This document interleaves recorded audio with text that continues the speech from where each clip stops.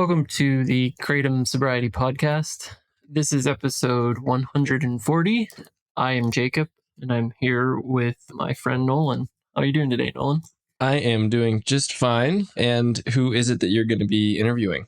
I had the pleasure of talking to Mike B. He is a recovering addict, got roped into Kratom as a way to ultimately get off of methadone and Suboxone, and ended up trapped in Kratom for a while, but he did get off. And I think it's going to be a nice interview for our listeners because he has almost 2 years off of Kratom. So it was good to talk to someone with a bit of a lengthy recovery time. So I'm looking forward to our listeners getting a chance to hear from him. That sounds like it's going to be a great interview.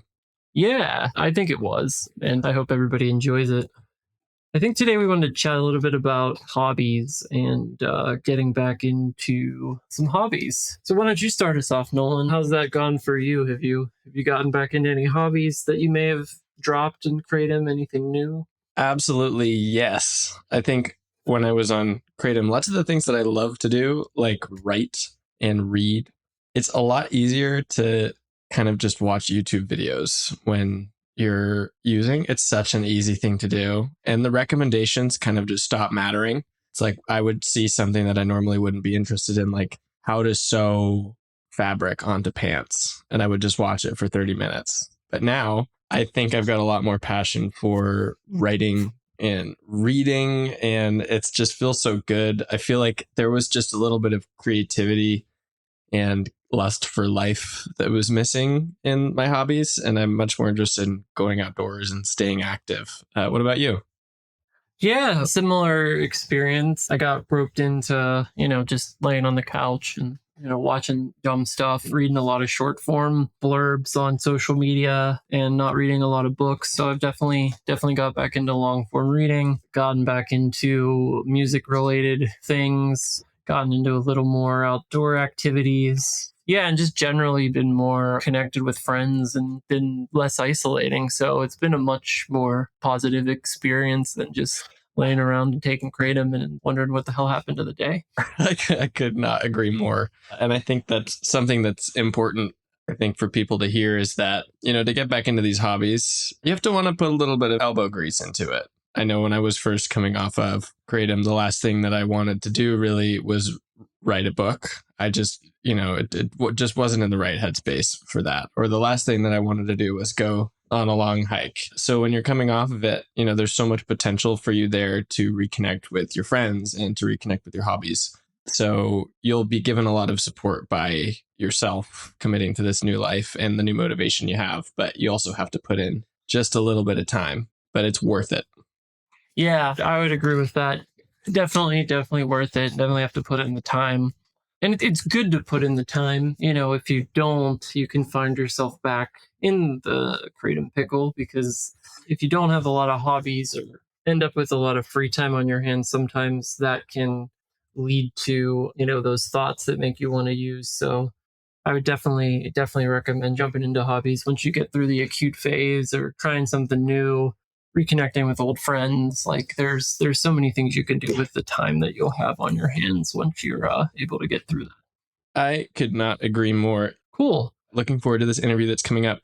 Kratom Quitters, as always, stay strong. If you need any support, please take advantage of the resources that can be found on our website or our past episodes. Jacob, anything you want to leave off with? I think that's a great way to leave it. Thanks again, Nolan, and have a nice afternoon.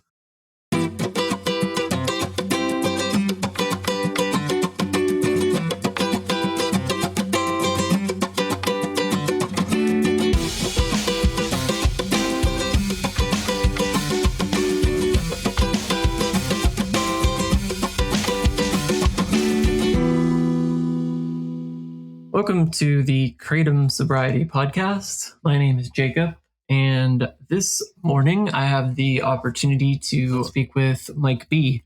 Mike, how you doing, man? I'm feeling good. I'm feeling really good today, man. Feeling grateful. How are you? I'm feeling good as well for the most part. Recovering from a shoulder injury, but should be better soon, hopefully, and we'll see how that goes. But can't complain otherwise. Yeah. That's tough. I'm kind of recovering from a cold right now, so sorry if I don't sound too great, but I'm all right. It's all good. Well, Yeah. I'm glad you're here and you're off kratom, so that's all that matters. Cool. Well, how would you like to introduce yourself to the audience? Things like your age, profession, location, family, anything you want to share. Yeah, so my name is Mike. I do go through a lot of like 12-step programs. So I always add a little last initial at the end. So Mike B is what I'm referred to. But, I'm from Sacramento, California. I am 39 years old and I work in the medical field for one of the big insurance companies. That's about all I really have about that. Cool. Well, what do you like to do for fun out there in Sacramento? Well, I'm a big gamer, so I like to play video games a lot in my free time. That's one of my favorite things to do. I love going to live music concerts and things like that. I'm one of the few people that still love going to the actual movie theater. That's like one of my favorite things to do. I probably go like once a week. I'm a big cool. like movie nerd, so those are the main fun things I do. Other than that, just hanging out with friends and being in my recovery community. Nice. The listeners won't be able to see this, but I can see you've got a Black Flag t-shirt on, so probably a bit into punk rock there, which is cool. Yep.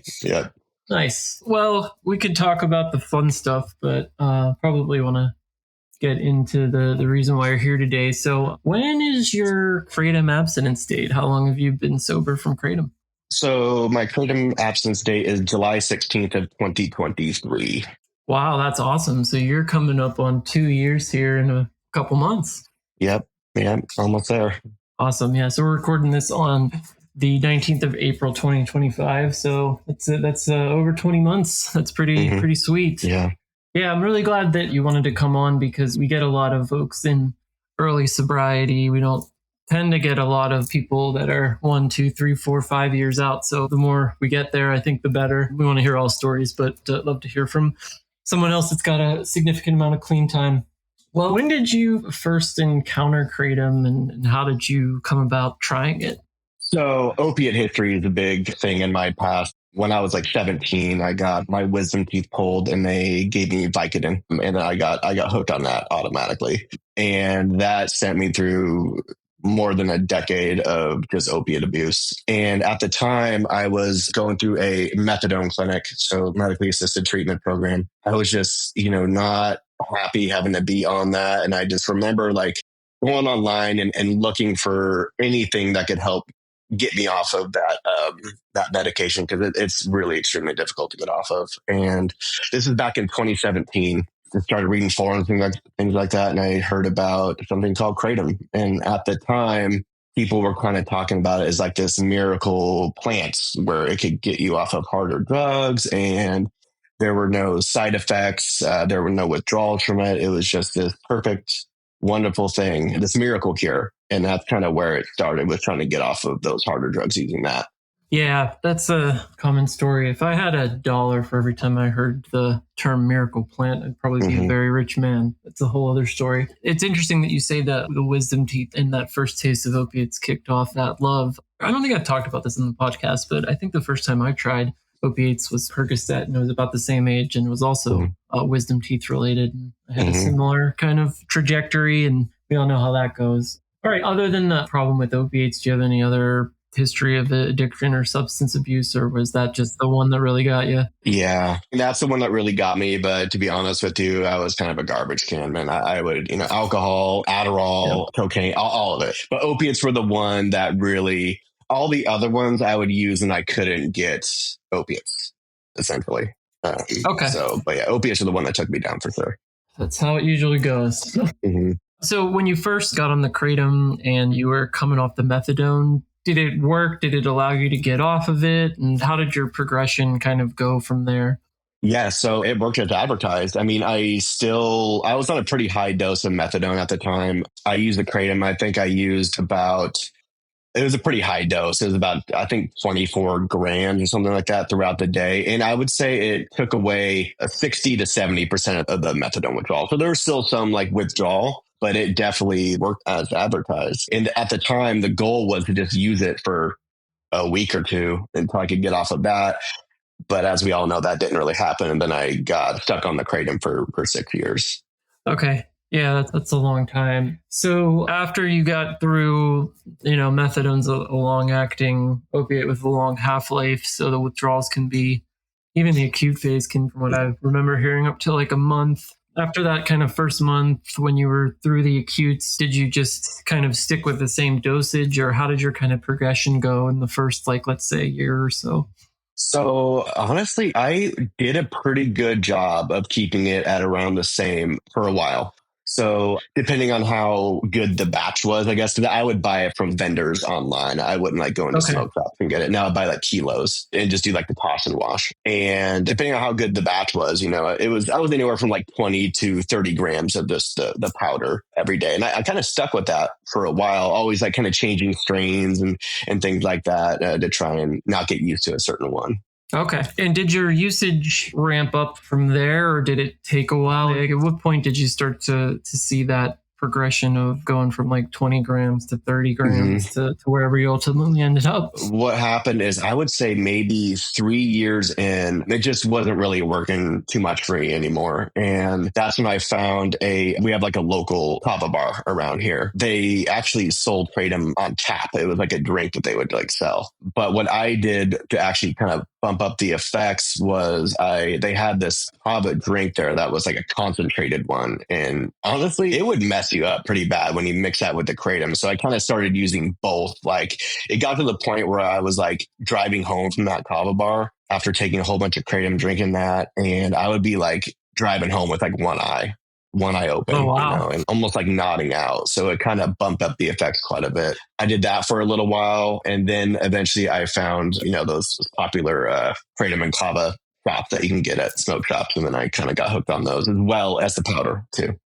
Okay, so you were still buying the kilos, but also getting the popular kratom Yep. kava tonics and taking those. Yes. Mm-hmm. At what point in your story you got to like the 3-year period where you progressed from the powder to the powder plus the tonics? Did you get to where you're like, man, this is a problem. Maybe I should think about getting off this stuff? Yes, it took a little while for me to get there. Like I always knew it was a problem, and I always had it in my head. It'd be like tomorrow, I'm gonna start tapering off, right? I'm gonna start taking less and less and less. And the addict that I am, that day never came. So every night I would tell myself, okay, tomorrow I'm not gonna go to the kava bar, get that drink. I'm not gonna get the tonic, and instead of taking 30 grams are going to take 29 and 28. And I believed that would do it. You could hook me up to a lie detector test and I would pass with flying colors. I'm going to taper off of this. And that day just never came. And that's when I learned some people can do that. And I wish that I could, but I'm like an all or nothing kind of guy. That's just what it is. I'm either all in or I have to be all out. And that's when I learned that if I want to get off of this, I'm going to have to go without it completely and go through it. Yeah. I was very similar. I told myself distinctly so many times I was going to do exactly what you said, quit, and then I'd be resolved. And then the next day would come and that resolve would just melt away. Pretty typical, unfortunately. So when you eventually did quit, did you quit for good, or was your story more of a kind of quitting and relapsing? What did that look like for you?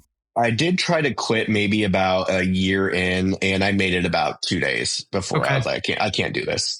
And I was like, okay, fine, whatever. I'm just gonna be honest. I'm not ready yet. It's kind of what I told myself. I guess I'm just not ready yet. Okay. Yeah. And then I wasn't ready again for 5 more years. So no, I mean, so far since from that date of July 16, 2023, that was the first time I quit successfully, and relapse hasn't been part of my story since then. That's awesome. Amazing. That's really good that you haven't had that part of your story. So obviously you said you couldn't taper, but how'd you do it? How were you able to finally quit in July 2023? Luckily enough, I'm blessed to have a job that had like an employee assistance program, and I was able to get 3 weeks off of work. So I wouldn't have to go through work while going through withdrawal. So I set that up, and I had like a whole bunch of vacation time that I was thankfully able to use to get me through that. And I actually, since I work in the medical field, we have a addiction medicine program that I signed up for. And it was a year-long program. The first 21 days of sobriety, I had to get out of bed and I had to go down to the office where they kind of held the groups, and I had to go there every day for 21 days. And I had to go to a self-help meeting once a day. So whether that be AA, NA, Smart Recovery, whatever. You can, so I had to do that. And honestly, going through that like acute withdrawal phase, that helped me a lot. I wasn't laying in bed, just like dying. Oh my God, just in my head, having to get up, get outside and be around other people who were also struggling as well, having like commitments to have to do there every day. That really helped me. I'm not saying it was easy, but it got me through those first 21 days that were brutal. I mean, I didn't sleep for probably, I don't even know, 7, 8, 9 days. Like maybe I'd get like an hour here and there. And everyone knows like the restless legs and all that. They did give me some comfort meds, I guess. They didn't really help very much, like, the standard gabapentin and Clonidine or something. clonidine. Yeah, that's the other one. Yeah, clonidine. The clonidine kind of helped at night, and it kind of freaked me out a little bit. I started having like heart palpitations, like my heart was beating really fast at night when I was like trying to sleep, along with like just the restlessness and the body aches and all that. I would take the clonidine at night. It would kind of help calm that down. I still wouldn't really sleep. But one thing that actually really helped me those first few weeks was music. Like when I was on Kratom, I love music. I mean, you see me wearing my Black Flag shirt, right? And yeah, I like stopped enjoying music. Like it stole that away from me. And going through that withdrawal, I started like feeling music again, and it kind of gave me that like little dopamine hit that I needed, just enough. So I would just lay in bed and listen to like chill music at night and wake up or maybe just be up, not even wake up, just already be up, and then go to my group there. And that's kind of how I did it, just one day at a time, Yeah, that's awesome. The one day at a time's a big deal. Sometimes it could be 1 second or even one minute at a time if you need it to be. Yeah. Other than the comfort meds, did you try any supplements or anything like that? Yeah, so I did go on the Quitting Kratom subreddit and found like the whole like vitamin C thing. I tried that. I don't really know if it helped for me, or maybe I just didn't take enough of it or do it right. But for the most part, most of the supplements I tried didn't really seem to help me that much. It was still pretty brutal. So, but yeah, I tried different ones. Magnesium, I guess, helped a little bit for the restless legs. With the restless legs, yeah. Yeah. But other than that, no, not really. What I kind of learned from this is there's no such thing as a free lunch, right? That's what I learned through this whole Kratom experience, right? I go into it thinking, oh, this is like perfect. I'm just going to be able to skate by and not have to feel any of the effects of all the things that I've done throughout the years. And it's just not the case. Your body has to, go through it. But in looking back, it's kind of a good thing, because if I would have skated by on it and it was just easy, I don't know if I would be sober today. I probably was like, oh, well, then I can just go back and, go back and use it again. Yeah. But remembering that it's tough, but it's worth it. And it's temporary. I wrote that on my door. I had a mirror, and I wrote on there, this feeling is temporary, because when you're in it, it doesn't feel like it's temporary. It feels like this is forever. But I promise you, it is temporary. Definitely. It can feel like an eternity, but like you said, all things will come to an end in a good way for withdrawals. So since you have the experience with the history of opiates, and I'm sure you've done some opiate withdrawal in your day, what would you compare the experience like with coming off the Kratom? I'd say it's very similar. I've been through, methadone withdrawal. I've been through OxyContin withdrawal, Suboxone, all of it. The symptoms are extremely similar, but lessened a little bit. It's not as much as like, it's still hard, but it's not as much as like methadone was probably the worst one I went through, because it lasts so long. And it's just brutal. With that one, I wouldn't even be able to get out of bed. Like it was really hard. With Kratom, it was still hard though. It was like very, very similar, just lessened a little bit, maybe. Yeah, that was my experience with it. I found the physical was lessened a little bit. I thought the mental part, for some reason, with Kratom was worse. I don't know why. Yeah, that was my experience. All right, so you get through the first kind of 21 days in your program. What was it like at day 30, and then like at day 60? How did you progress from that first stage into a longer period of sobriety? Yeah. So, and it doesn't work for everybody, but I use 12-step programs that really help me a lot, because addiction is an extremely isolating disease. I kind of found myself I worked from home, and I would just work, and then I would just be by myself watching TV and just in my head, and extremely lonely, and at first I guess it kind of made me more social. But towards the end, it made me like just in a bad mood all the time. I wouldn't want to be around people. I'd just be by myself. So I'm really grateful that they forced me to go to meetings, because when I first went into that program, I thought I was like, as soon as I like go through the withdrawals, like I'm good to go, right? I'm free. I'm free. But being able to, I went in, and got a sponsor. I went through my steps. But the greatest thing that it's given me is a sense of like community that I was missing. I have some of like the best friends of my life now, and that's helped me a lot in my sobriety. And it's kind of gave me a little bit of a purpose, because the whole point, step 12 in the program is helping others. And that's extremely important to me. So I've taken other people through the steps. If someone's having a hard day, they'll call me. If I'm having a hard day, I'll call them. We go out, we do events, we go out to dinner. I have a really good foundation of good, sober people who have been through similar things as me. And that really helped me a lot on those days where I'm like really struggling. At around like 30 days, I was still pretty new into it. I'm trying to remember back then how I was feeling, but I remember at around maybe 3 months is when I kind of hit a little bit of a low. Maybe it's like the post-acute withdrawal that kind of hit in for me, but I was just not feeling that great. Like I'd already like done my steps, and I was like, now what? What do I do? Do I have to keep going to these meetings every day and all this? Like, is this going to be my life forever? I mean, what I did is I got a different sponsor, went through the steps again, and I actually went through the NA steps this time, and that helped me a lot. And then just kind of I don't know, getting more into like a spiritual life, and then getting into like meditation and things like that really helped me as well. And helping others and being of service. Like I have service commitments at my meetings, and it just gives me something to do and get me out of myself, really.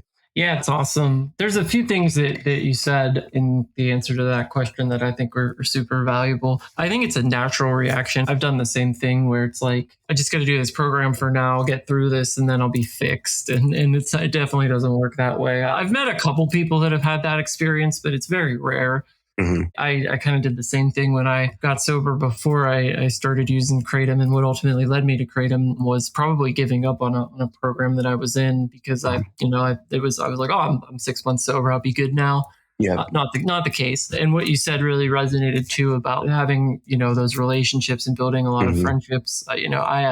I do smart recovery personally, but like you said, whatever program works for whatever it is, as long as you're in a program, I believe, and you're following it and doing what works for you, that's the most important thing. But the relationships, like you said, like I have some really good friends now through my smart recovery group, and I needed some help last week because I was dealing with a shoulder injury and needed to move something, and I called a buddy from my smart program, and he came right over and helped me. So those things are really instrumental. And I think sometimes it starts out as like, I have to do this. And then you get to like, I want to do this. And I really like doing this. I think when you learn that and you make that progression, that's when you can really get to that long-term sobriety. Yeah, I tried smart recovery when I first got in there, but they didn't have any in-person meetings around me. And that kind of was like, I needed that like in-person kind of thing, but I loved it. Like I thought it was really, really great. I wish they had in-person meetings here, because I would check them out, but they don't, unfortunately. That's a shame. Yeah, the one I go to is in person. It's only once a week, which is unfortunate. They have other ones that are online that I check out other days if I'm feeling like I need to get to a meeting. But yeah, I wish they had more in person too. That is I think the one drawback with Smart and Dharma and a few others. And Kratom meetings are really good too. I wish we at some point could get a big enough community to get those where we could have some in-person ones. And that crew's working on that too. So that'll be cool when it eventually happens. All right, so you didn't have any relapses, but basically, as you move forward, other than the meeting, you mentioned meditation. Is there anything else that you're doing to kind of, keep yourself from going back to kratom or other substances? How else are you managing that, if doing anything? Yeah, it's kind of finding healthier ways to cope with things. Like I don't do it enough, but I'm really like trying to get back into like, exercising and things like that, getting my body moving, which I really need to get better at. And honestly, just doing things that I enjoy. Like I mentioned, like I love going to like live music and like things like that. And I didn't do that at all, during my kratom addiction, and just going out and doing fun things, just enjoying life, really. Yeah, I mean, other than that, besides my meetings and kind of trying to help anyone else if I can that's going through it, that gives me like a purpose. And then the goal is for me is to go back to school. I want to actually become an addiction medicine counselor at that same program that I graduated from. Well, that's I think cool. that'd be really, in a way, to almost give back, because I think that program kind of saved me, and I would like to help other people in that way, because some of those counselors there helped me a great deal, and I think it'd be really cool to do that. That's cool. Are you sponsoring people now? Uh-huh. Oh, that's great. That's Yeah. awesome. So during the last maybe almost 2 years that you've been sober, have you come close at all to maybe thinking about going back to using? Have you had any of those thoughts? And if so, how do you deal with them? Yeah. I had a few close calls. When I was in early sobriety, they always tell you should probably wait a year before you start like dating and things like that. And I didn't listen to that, obviously, because I know better than everybody, right? We all do. Yeah, Right? but I went through like a breakup during that first year that was kind of tough. And I remember like driving, and I drove by that kava bar that I used to go to every day, and knew that they sold that stuff in there. And I came really close to, pulling into that driveway. But luckily I called my sponsor, and he talked me down from a really rough day. I've had a lot of rough days, but as I've gotten farther into like sobriety, I've had a lot of rough days, but the thought of relapsing has never occurred to me the farther as I've gone. And like I went through like pets dying, breakups, things like that, things that I never thought I would ever be able to get through. Yeah. Without using. And it's like it's like a miracle to me that I'm able to go through those difficult times like sober. Like I just, like, if you would have asked me like 3 years ago if I would have been able to get through like a breakup or whatever's going on sober, I'd be like, you're crazy. Like this is not me. Like I'm gonna like do whatever. I'm gonna, you can do it. I mean, we all have it in us. Like there is a way to get through it. Yeah, you can definitely do it. Like you said, I think it sometimes feels like a miracle, but I think everything you've told me, it's like you did the work, you built the tools, you built the relationships. Yeah. You've put yourself in a position where that relapse isn't an option, because it's not gonna help you. It's not gonna fix anything. It's just gonna make things worse. So I think you've learned through doing the work that's just the way things go. So question on, I think you said NA is a group you're in now. Are there other people in there for Kratom? Do you talk about it? Yeah. So actually, I mostly do AA, just because I tend to like the meetings a little bit better. I've heard that a lot, actually. I think the recovery is a little bit better in AA from what I've seen. I've been to some NA meetings that are a little more intense, I guess you could say. But I will say that the NA steps are really cool, because it's like this big workbook you got to go through, and you go through all 12 steps, and they ask you, like, I think step 1 is like 70 questions you have to like answer with your sponsor. Oh, wow.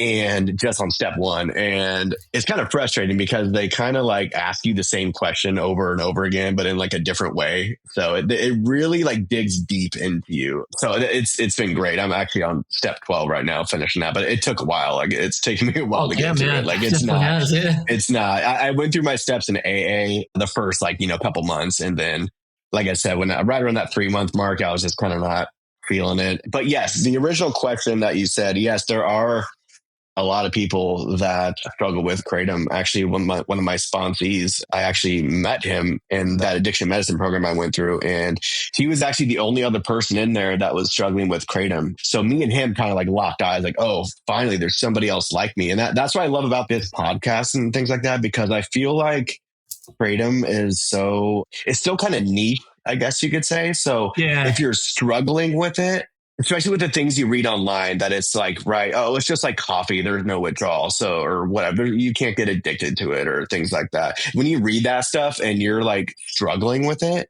you feel like, damn, there's something like wrong with me. I'm weak or whatever. Yeah. But no, there's a lot of people out there that are struggling with it. So that's why I'm grateful for this podcast and the Quitting Kratom subreddit and the Facebook groups and all that stuff to make you feel like you're not alone. So yeah, he was taking about 100 grams a day of powder. Oh, wow. And what happened was we went to our first meeting together. So we kind of went into AA together. I kind of stayed in it, and he unfortunately relapsed. And about a couple months down the road, he called me just really struggling. And I had about maybe 6 months sober at this time. And, I kind of talked him down a little bit and got him to come back. And then he he asked me to sponsor him, and I've been sponsoring ever since. Oh, that's great, man. Yeah, that's really cool. I've noticed recently in the last probably like 6 months in the smart recovery meetings that I go to that we've gotten a lot of people that have switched from fentanyl or whatever like analogs are out there because of like they've told me a couple things. One, that they like a fun high, so they're not even like enjoying that versus like heroin or oxy that used to be out there. And two, because so many people have died, they're just people are so scared that they've actually with 7-OH, it's this the new kind of 7-OH analogs. A lot of people have switched to that, and then they've gotten stuck on it and they can't get off, so they're showing up with like similar stories that we hear on here. But it seems like there's a lot more people now that are showing up in AA and smart recovery and traditional forms. So I think it's whether that's good or bad, I don't know. I think it's bad that there's so many more people struggling, but it's good in the sense that there's now in the more traditional programs, there's a lot more people out there that can relate to the experience you've gone through. Yeah, the 708, that I don't think that was really a thing when I was using Kratom. So I'm kind of grateful that is, because I would have been right to it. Like, you know, so, and I've heard it's extremely difficult to get off of, and it's very strong, and people, you know, it's tough. Yeah, I've heard the same thing, and I've talked to several people now that have gone through it, and they've said similar things. Yeah. Well, since you're doing the service work, and you know you're working with a sponsee now that's got a Kratom problem, if someone new was to come to you and say, stuck on Kratom, I don't know what to do, what's like the top piece of advice you'd give them? I would say, for my experience, you have to come into recovery with willingness to do whatever it takes. Because for me, I tried, you know, everything to quit like my own way, and that didn't work. So it's kind of getting that stubbornness out of the way of maybe trying something different, maybe something that you're like, I'm not too sure of. One piece of advice I would give, because when I went through detox, the doctors there were trying to push like Suboxone and things on me. And I would heavily advise against something like that, because Suboxone and methadone and things like that to get off Kratom, like, so to me, it's a stronger drug, and you're going to go through it even more.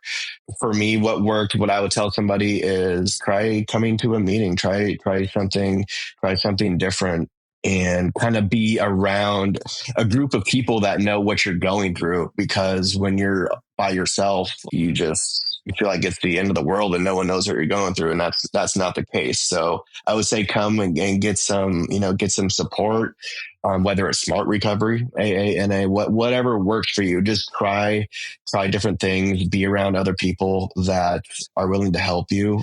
That's one thing too. People are really willing to help. You're not alone. You're not going to lie to them and say that it's going to be easy. It's not. Like, you're going to go through some temporary pain, you know, in the beginning. But I would say, looking back, like, from someone who never thought they would ever be completely sober in their life. Like, I thought, this is just me. This is who I am, right? I'm just going to be an addict forever. Like, that's not the case. That's just something that your addiction tells you.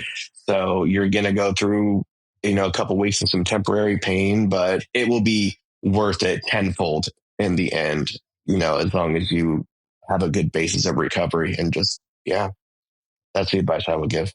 Yeah, I think that's really good advice. The community aspect and reach out, get some help, go to a meeting of some sort, work a program, have a plan. Like, without that, it's going to be very hard to get sober. There's no cheat code. There's no quick fix. Unfortunately, it's work you just have to put in and do if you want to change. So that's the way life works. Yeah. Like I said, no free lunch, man. You're going to have to go through it, right? Everything has a cost. Yeah. There definitely isn't any free lunch. And it's kind of funny because I see all these people that are, you know, trying to figure out a way to get off opiates or Kratom with like withdrawal free. And they're like, I did this and then I switched to this and I only used it for a couple days. And am I going to have withdrawals? It's like, yes, because for the 3 years prior, you did that and you have not stopped satiating your opiate receptors. So eventually you're going to feel it. But you also, you know, don't be afraid of the withdrawals, because that was my biggest fear. That was my biggest fear for years. And that kept me in that dark place for years of just fear that I couldn't do it, or it's going to be so painful and this and that. And it sucks, like, not going to lie, but it's not the end of the world. Like, you're going to get through it. It's not that bad. You're building it up more in your head than what it's really going to be. Promise you. I agree. It's never been as bad as I thought it would be. Even when it's been the worst it's been, it's usually I've psyched myself out more than I've needed to. Yeah. Well, maybe a couple more questions and then we can wrap up here. So you mentioned that you like to go to the movies a lot. Is there any movie or movies that you've seen recently that you'd recommend to the audience? Oh, man. Well, what I'm excited to see that's coming out is that movie Sinners with Michael B. Jordan that's coming out. I really want to see that. And see, what's the last movie I saw? That movie Companion was pretty good with Sophie Thatcher. I'm a big like horror movie nerd. So I always go to horror movies. That's like my thing. That's cool. Yeah. God, I've been to so many. It's kind of hard to remember. But yeah, I think the last one I really remember. Oh, and I like kind of like weird movies too. So me and one of my buddies from recovery, we're like best friends now. We just went to this theater where they show kind of older movies, and we saw Mulholland Drive from David Lynch. Oh yeah, that's a great movie.